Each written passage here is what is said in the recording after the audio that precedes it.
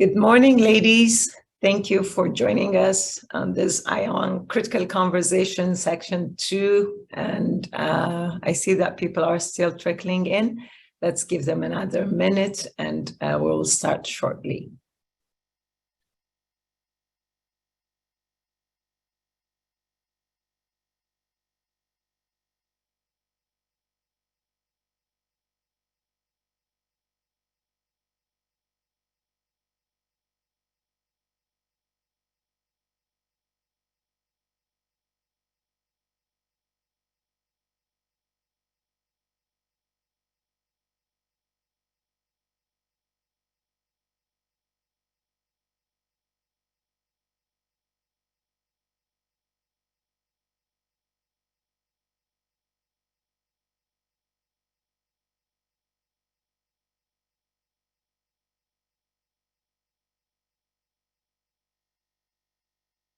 Sophie, we cannot hear you. Thank you. Thank you again. So today we're going to be talking with our guests who are going to be discussing by tapping into the values of our industry's immigrant and refugee communities. I'm sorry to say that two of our listed members are not going to be here today, but I'm honored to let you know that Shelley Warren, who's the CEO and founder of Infinite Branches, is going to start us with a recorded message. She's on a flight back from an event. She cannot be joining us in person. With us is Zara Hirani, who's the senior director and CFO of Boeing Capital Corporation. She was formerly with them, and she was just laid off last week. This is last month, I believe, and this is the nature of the aviation industry. And I'm honored to say that Rosibeth Torrebla is here with us as well. She's one of our IAWA scholarship recipients. And she's going to be telling us about her excitement about being part of this and her journey towards the aviation industry. Unfortunately, Shaista Ways, the founder and CEO of DreamSoar, is not going to be with us either because she's traveling. And then Elideth Hernandez, who was supposed to be here just this morning, in fact, about 15 minutes ago, found out that she was called for a mission for an emergency back with the FAA in Atlanta. So between the two of us, the two of them, and then I guess being an immigrant myself, I'm going to fill in for them. And we'll start with Shelley Warren's message. Thank you. And before that, I'll just go over some of our allies.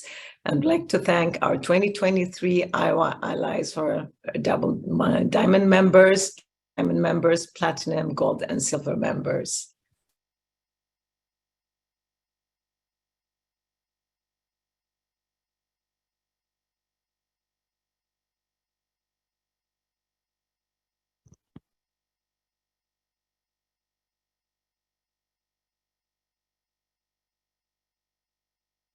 We cannot hear.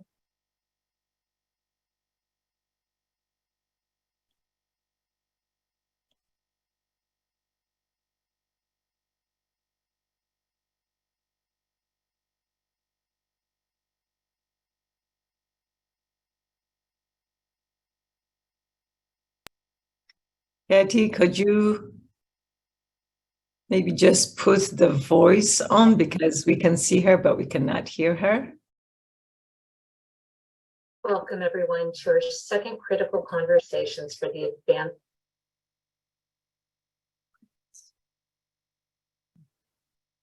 I apologize. We are running into some technical glitches here with Shelley's video. Bear with us for just a moment.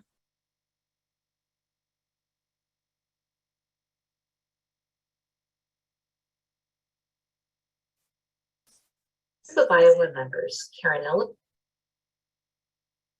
Welcome, everyone, to our second critical conversations for the advancement of the aviation industry. The group of IAWA members, Karen Ellis, Sophie Gazai, Vanessa Blacknell Jameson, and I started this conversation series as a way to discuss the issues that are facing the aviation industry that taps into our curiosity to build trust and create empathy that fosters inclusion. And it starts with asking the important questions. What does support look like, and how can I provide that? By all accounts, the aviation industry needs hundreds of thousands of pilots and mechanics to fill existing jobs in the coming 10 years. And that's before addressing the over 800 job types that are also needed and jobs that will be created due to technology and innovation. We must be in a position to not only attract people to the aviation industry, but to also retain the talent within it. To do that, trust and inclusion are paramount. And we're here today to address the needs and how to better support a global community of immigrants, people who've been displaced, and refugees, who by their skills and experiences are enriching the aviation industry. You may know that I'm Shelley Evelos-Sporen. I'm a member of IAWA's board and serve as its VP of Leader Development.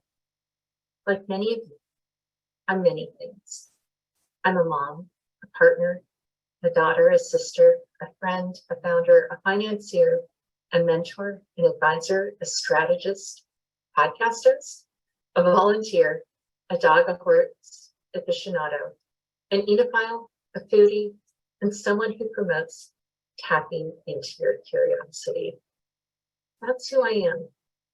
And what I am is a reflection of my forebears, many of whom immigrated from Europe to North America for new opportunities, and many of whom were forced to flee their country of origin due to political and religious persecution in Spain, France, England, the Highlands of Scotland, and the Massachusetts Bay Colony. Each of my forebears, when they arrived in their new country, faced skepticism from the members of their new community, but they persevered, and they shared their skills that ultimately left an indelible mark on the communities where they relocated. It's because of the innovation and the perspective that humans have for me. I've always been curious about the communities of immigrants and refugees and what they can bring. And that's one of the many reasons why I married an immigrant. And through growing up in Hawaii and through my involvement in Iowa.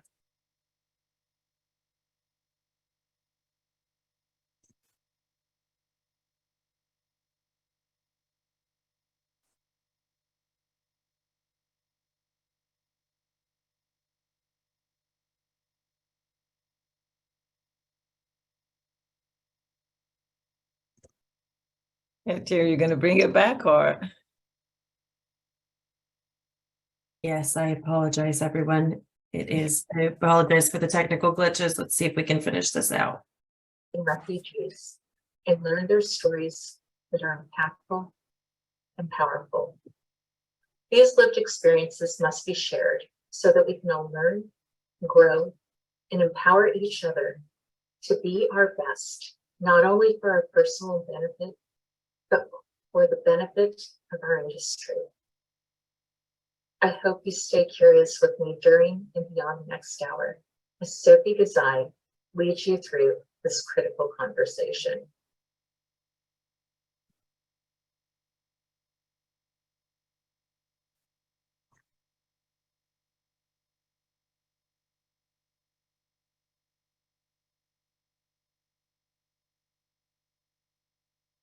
Sophie, you are muted. Okay, I'll start our conversation with Zahra Hirani. Zahra has been in the aerospace industry for the last 20 years in a variety of accounting and finance executive positions across multiple businesses within Boeing, including Boeing Capital, International Finance, Boeing Commercial, and Avio. Zahra joined Boeing in 2004 from BDO Sidman in Canada and Seattle in the auditing and assurance group. So Zahra, could you please tell me about your background?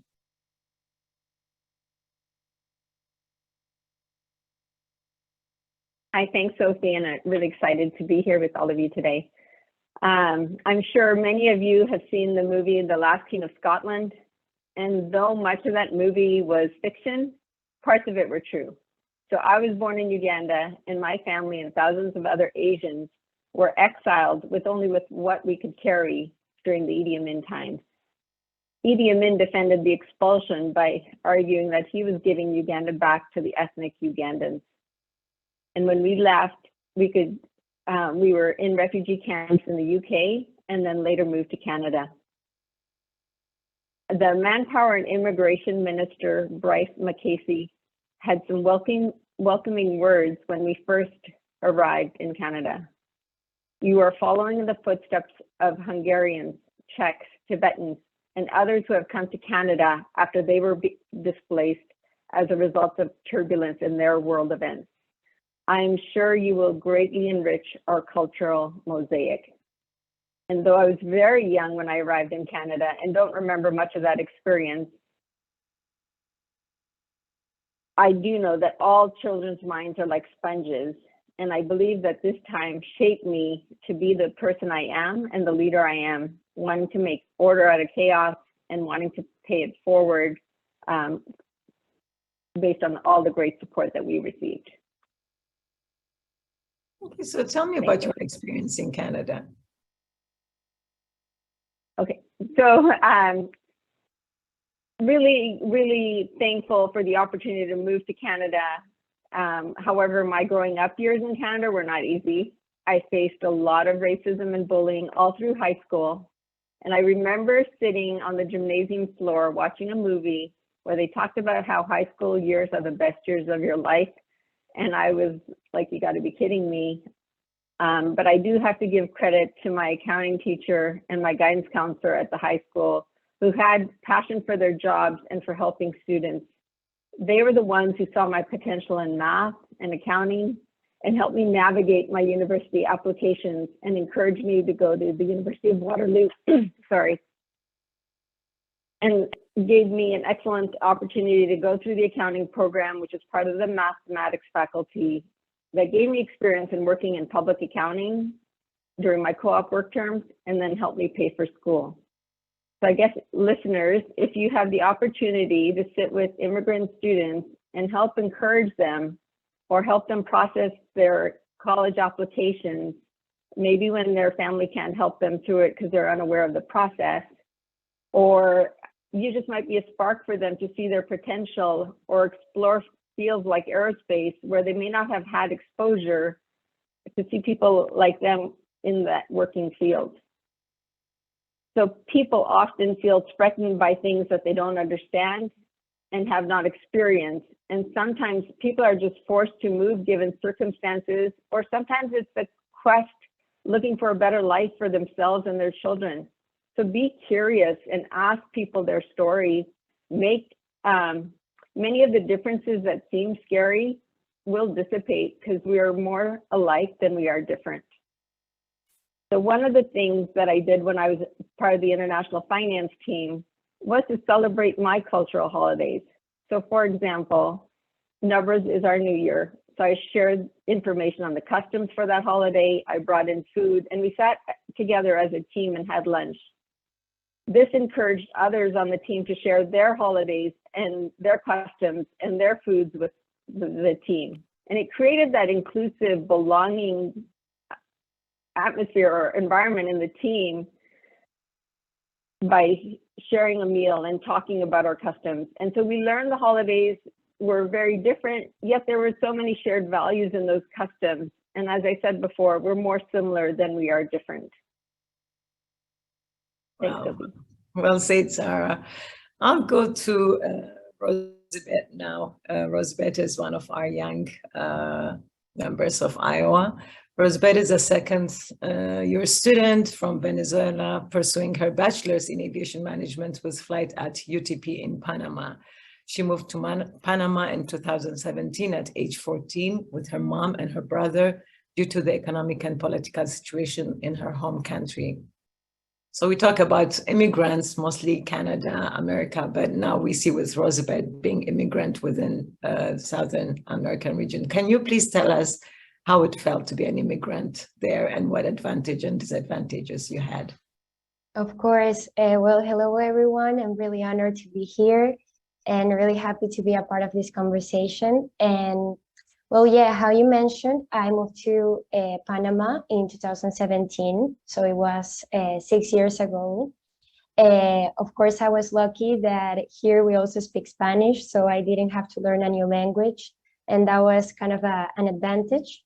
I entered high school real fast, and I get to meet new people. I had to make a lot of friends. So the situation as in high school was not really difficult. I get to meet people, make a support group, make friends who were also immigrants. So I have always had friends that support me, and then I bet they are here listening to me too. And so I've always been really privileged in that situation. And but of course, as an immigrant, the first few years are difficult because you're not like economically stable, and you face many you're not really many uncertainties and many things that make you grow up fast or faster than most people your age. So in that case, well, of course, I got to be more mature about many situations. I have a little brother, so I have always felt like I have to be more, more mature and things like that. But of course, in high school, I faced many challenges, as in the case, for example, here in Panama, the top 3 students of every class and every year receive a scholarship, but they are reserved for Panamanians. So I was part of those top 3 students, as many as other immigrants, and I saw many other classes and many other students graduating, but they didn't receive any scholarship any scholarship or financial help because they were immigrants and they were not Panamanians. So that, of course, as a student, discouraged me a lot and made me feel kind of frustrated about my situation here and about my studies here. And it was not until I started the university and last year that I heard of the IAWA scholarship that I could overcome that situation, because I was really discouraged. I started seeing my nationality as an impediment or something holding me back, and I shouldn't have. And it was not up until like last year that I heard of the IAWA scholarship, and the first thing that came to my mind was to ask if I could apply and if it was open to all nationalities. And thankfully it was, and by asking and by applying and by not like limiting myself from my previous experience, I got to earn the scholarship and to be in this conversation. Great. So what did it mean to you to be that scholarship recipient and attend the IAWA conference last year? Well, for me, it was like out of this world, because it was all new to me. As I mentioned, well, it was like I had this barrier in my mind, and when I got to be in Lisbon and meet all these women, I was, of course, so inspired and encouraged by following this path in aviation. And I remember that I think it was one of the first nights. I think it was the first night. And we had this dinner with everyone in the conference attending. And it was Christine and Shelly, and who were on stage, and they were telling everyone about about each one of us and our stories. And they invited us to get on stage. And I remember, of course, being really nervous, but by having the opportunity of speaking in front of that audience and in front of everyone there, I remember that I crossed that barrier that I mentioned. I stopped, I felt like celebrated. I felt valued. I felt heard. And I felt really honored and grateful to be there because I realized in that moment that I was the only one putting those limitations, and that my nationality was not something that can stop me or would stop me in chasing my dreams and chasing everything that I want to achieve. And that, of course, it would be something that I will carry with me everywhere and with pride, because I know I now do. And that's what it meant for me. Great. Thank you. And Zahra, so what are some of the challenges immigrants face when starting their jobs?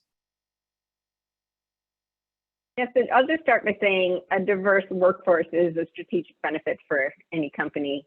And I think immigrants face uphill battles in the workplace that are language barriers or mistreatment from coworkers or employers. So I'll just give you an example. One of my Latina friends shared with me that when she got her first job in a different company and had sent an email to her team to just say Happy Valentine's Day because it was a fun holiday for her. So apparently she had not spelled Valentine's Day correctly and with the correct punctuation. So one of her colleagues said, you know, if you're going to be in this country, you should learn the language, how to write and speak properly. This impacted her confidence, and she found herself doubting and second guessing herself. And I think one of her other colleagues offered to help, and he said, you know, he'd be willing to review her emails prior to sending out to larger groups. So you can see that the two different responses to the situation. So listeners, I guess, which values of yours are going to show up when you see a situation similar to this? Are you going to have empathy and offer support, like practicing English with them, in learning vocabulary that is maybe in the immigrant's native language? Or I guess as employers, you know, offering internships or mentorships to give refugees and immigrants the opportunity to get that first experience in that host country and provide work-specific language training and training ideally in that workplace setting. What you'll find is like many of those immigrants have transferable skills that can help you as an employer, and also gives that immigrant that experience. I think it's also important, and you're seeing many of the companies have this, is for engaging managers and senior managers in the rationale of why diversity is important, why hiring refugees is important. All of this training, if based in an interactive environment, gives the opportunities to ask questions and learn acceptable practices and business standards and communication and etiquette. So really focusing on group training that allows for that interaction. And I think another minority person had shared with me in her company that she was faced with someone who she felt was harassing her, and she was considering leaving the company. And she spoke to a Caucasian male leader, and this leader worked to get her reassigned to a new leader. And he was aware of the issues that were seen with the other manager. And the company almost lost a minority woman who was very, very talented. So listeners, if you can be supportive and approachable and listen when these concerns are raised, it may help the person feel heard. And if you're being exposed to this type of behavior, then be brave and speak up, because there are people who are willing to help. And then I think immigrants are often the target of exploitation and wage theft and different types of conditions. And I think, Sophie, you had mentioned a great example of this, and I don't know if you're willing to share that right now. Yeah, well, yes, sometimes you're told that, well, this is good enough for you kind of attitude. So without going to details, I kind of encountered that, and that was really disheartening. That it, in a way, made me feel to value myself enough to make next steps in life. So talking about support along the way, we don't have two speakers, so I think I can maybe interact here as an immigrant myself to tell my story about what support means to immigrants. So when I came to this country, my husband was transferred with his job. I came here. I was a pilot back home in Ethiopia. And when I came here, the only thing I know was to be a pilot. So innocently, I just went and applied and did my relicensing and started a job. And I was in training and I was struggling because one of them was the communication issue, the accent issue.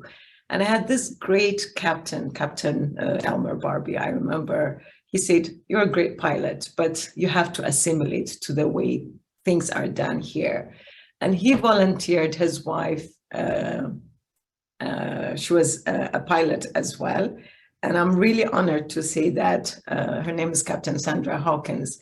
Whenever I'm off for training and when she has schedules, he'll tell her, take her with her. So I'll go for an observation flight in the cockpit and she will spend the whole day with me, showing me the way on how to communicate and what the new destinations that the airlines go to. So they really, as a family and as an instructor, helped me to assimilate. So when immigrants see weaknesses, and whoever immigrants are here who are made it along the way, they are great people in their industry that has supported them. So I really wish that everybody, and I hope, and most people do anyways. So we should not lose faith in believing that there are people out there to make sure that we make it through the system. Yeah. Okay, so, and please, attendees, feel free to have any questions. You can put it on the chat and we'll follow up on that as well. So Zara, you have a great opportunity in your career, and what are some of the things you did? And then I'll go to Elizabeth. Thanks, Sophie. So I think from a young age, my parents always said, get a good education. No one can take that away from you. And I did just that. I focused on getting my undergrad degree at Waterloo, as I stated earlier, and then followed up with my chartered accountancy in Canada, and then my CPA in the US. And thankfully to Boeing and their sponsorship, I was able to get my leadership executive MBA at Seattle U. And however, like none of this was done on my own. I had the support of Boeing, supported my interest in getting my MBA. I had the support of my family and friends, and we all know it takes a village to raise children. And so I had a lot of help with my friends and family who looked after my children when I needed to be in class.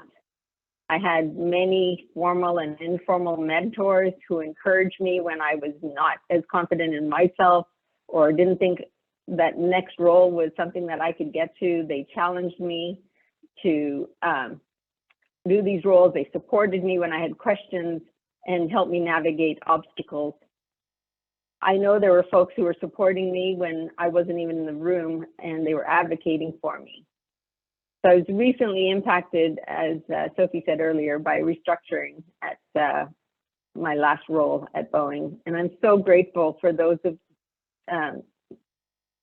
my colleagues, my network that have reached out to help me connect with their contacts, for helping me review my resume, sending me job leads. I've had folks who have reminded me of my skills and abilities and to stay confident. My situation, I think, is very common given all the industries that have been laying off. So it's important to be kind and encouraging, share your contacts, share your leads, ask folks how you can help, who can you connect them with. Would you be willing to do a LinkedIn recommendation? Invest time in those mentoring and in mentoring those that don't look like you, and I will promise you that it will be very rewarding for you. Yeah. Thank you, Zara. And Rosabeth, so you've come to this world of women in aviation internationally. You came from Panama to Lisbon. That's where you met everybody. And having to see all these global women in aviation, did you feel that the industry has a barrier, or as a young person coming into the industry, it's giving you confidence that whoever you are, wherever you're from, you can get into the industry? Yeah, I think by having the opportunity to attend the conference as young as I am, of course, at first I was really intimidated by all these women and intimidated by all the people in general. But feeling the support and feeling the support of Shelley, of Christine, of all my scholarship recipients, and I think everyone that I met really made me feel valued. It really made me feel that it didn't matter that I was in my early stages of a career, that I should be proud of how far I have come, and also proud of all the things that I could still do. So I think here I want to mention a story that I never thought of coming into aviation. I remember it was 2021, and I had a different plan in my mind. I had always been really curious about many things. So for me, it was really difficult to choose a career, to choose something to do, because I liked so many things. And I remember that plan that I had didn't turn out the way that I wanted. And when I got into aviation, it was just like by having a conversation as we are. And I remember one of my friend's mom told me, like, she brought aviation into the conversation, and I never thought of it before because there's no one in my family that does something related to aviation. So I remember, like, a few weeks later, I went and take an introductory flight, and that's like an 1 hour long flight, and I took that flight over Panama with an instructor, and I got to ask questions. And I remember that I was like up there flying, and I picture myself like flying the plane. And I remember thinking like, oh my God, this is great. This is what I want to do. And then that's how I got into aviation, just by being curious, because by being curious and by like looking for options and searching by myself, and by receiving support too, because I've always been really lucky to receive support of my family and to receive support now from IAWA. And yeah, I feel like meeting these women last year, meeting all of you, has only made me like reinforce my passion for aviation. Great, Rosie. I'm glad you mentioned about support from family, because I wish Ellie was here. One of the things she talked about was that you may have your passion, and we talk about struggles assimilating into the industry as an immigrant, but there's an internal immigrant barrier as well. Sometimes family, because they never had that outside influence to make them believe in themselves. When you want, we had Ellie in one of the meetings. So one of the things she said was, even if you want to achieve something, because the family doesn't believe that you can make it, they're not as encouraging as you expect them to be. So I'm happy to see that your family is very supportive Yes. of you. Yeah, I'm privileged in that way, because I know many immigrants, as you mentioned, sometimes it's not only that that their family don't want to support them, but sometimes it's they can't, because I have many friends who cannot pursue their dreams or their education, because they have to work and they have to provide for their family, and they can't like put their efforts into education, and they have to only work and only help in that way. Okay. So, and we talk about having help from outside, and Iowa is a good example. We stand up as women in aviation in the industry, but we've valued the men who have gotten us to where we are. So can you talk about some of the men that influence you to be the person that you are now? Zara, do you have anyone in mind? So I think I've had mostly male leaders, immediate supervisory male leaders, and so and each of them have, as I stated earlier, just been that champion of mine, encouraging me, giving me constructive feedback on where I could improve, giving me the opportunity to have tools that would help me through some of those challenges. I believe they valued, made me feel like I belonged along the different opportunities that they gave me to share my story and my ideas as I sat at the leadership table alongside with them. So I believe, just as I said earlier, they gave me more confidence because they believed in me, and they made me feel like I belonged. And I think that's something that we all, as other women here and males listening, should do. Yeah. Well, and I'm happy to see that Iowa has taken that measures of having advocates as members, and we have a lot of men advocates working for us.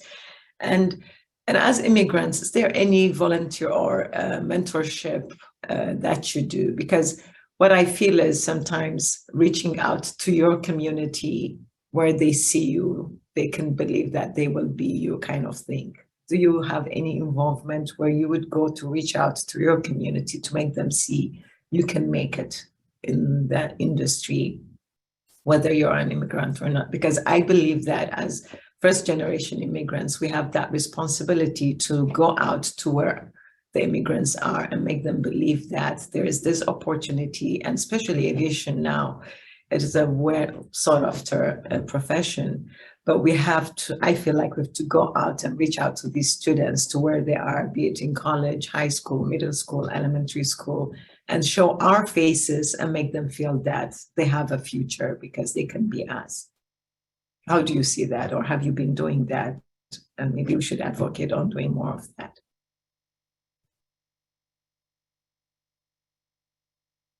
So I can go, Rosie, about this, you want to hear. And so I am a IAWA mentor, and I do have a mentee that I'm working with currently, new to the program here. And then outside of IAWA, I mentor at Seattle U in the a couple of students that are in the accounting program.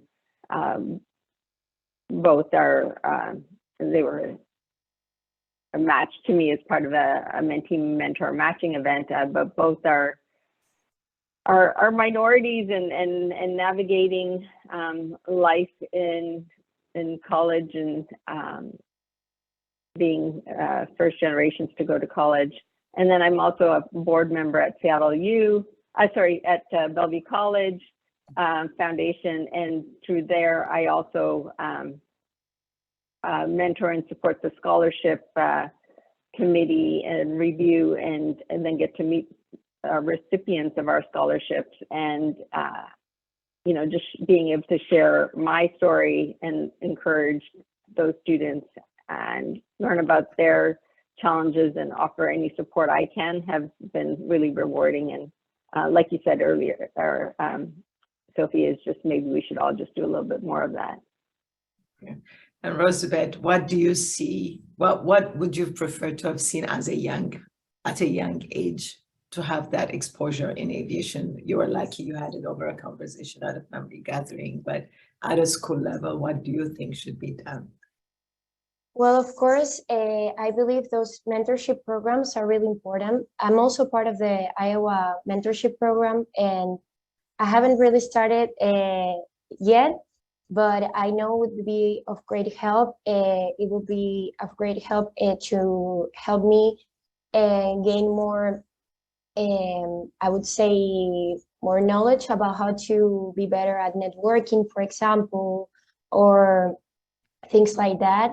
And also, it's really important, well, this type of events where we can create awareness and and help others understand how important it is to help young people, and maybe create more training programs or spaces like that, and that can be of great help.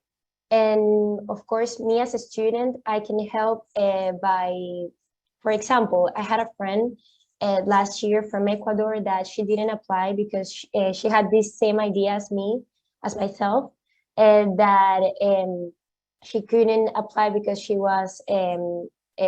wasn't open to all nationalities. So she was that discouraged that she didn't even ask.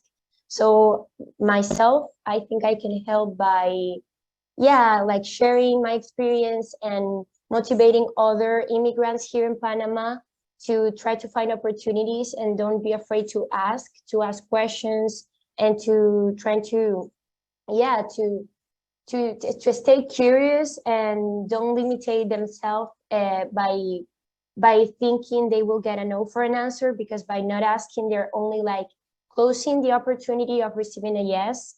So I think Iowa and the programs that Iowa offered has helped me also being more confident.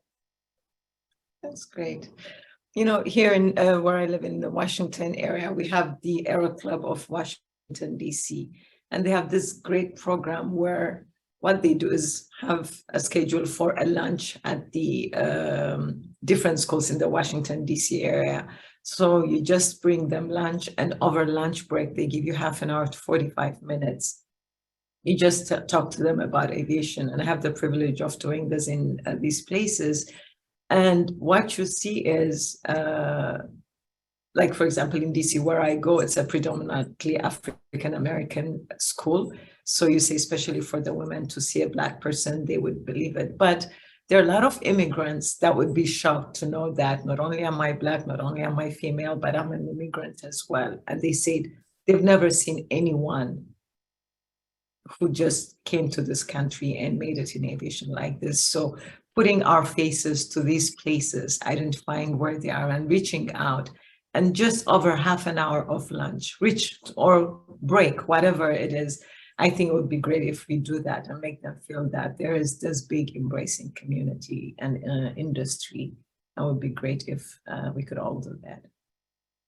So I don't see any questions from the audience. Sophie? Yes. Yeah, I was just going to add, I think when we're at conferences, and I think attending your first conference can be pretty daunting, whether it be an IAWA or some other larger conference in the industry. There's lots of people, fewer women at some of these other conferences as well. And it can be really daunting for that new person to attend, and sometimes you'll see them kind of off to the side, trying to figure out how to kind of get engaged.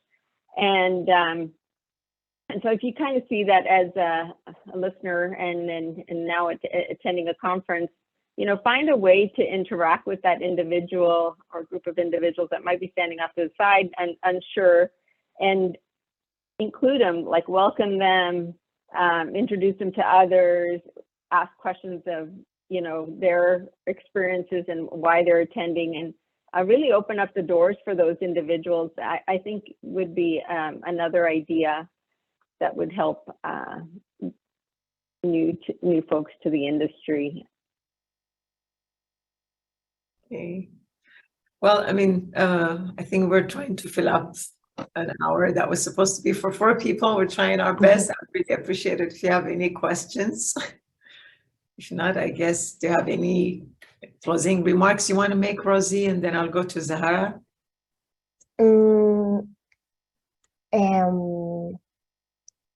And well, I think I only have to say that, and this was great. This was a great opportunity, and this only made me feel more confident to keep inviting immigrants and inviting friends and everyone I know from the aviation, from people I've met in the aviation and my classmates, to join IAWA and to to keep being inclusive and being respecting other cultures. And yes, that's all I have to say. I'm so grateful. Thank you, Rosie. And Zara? Thanks for the opportunity to be a part of the panel today. It's always interesting to learn from our other panelists as well.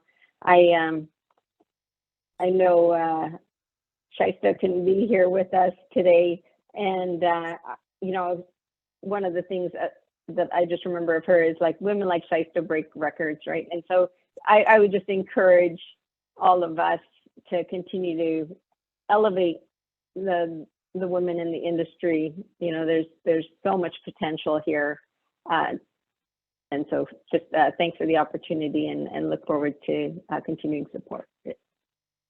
Thank you. And I'm really happy to see that IAWA that's bringing us all together like this. All the support and all the encouragement and all the opportunities that we get is through IAWA. The job that I'm in now is because of IAWA. So really, we owe it to IAWA, and we will continue these critical conversations. We have another one coming up in August. We've not decided on the topic yet. We're going back and forth with the speakers we're going to have, but stay tuned. We'll have 2 more of these critical conversations on 2 additional topics. But then in between, of course, we continue to have our forums and connect events. And please go to our events website and see what upcoming events that we have. And for the 22 ladies that patiently waited for us and listened to this conversation, we really appreciate you, and we look forward to seeing you again. Thank you, Deb. Thank you, everybody.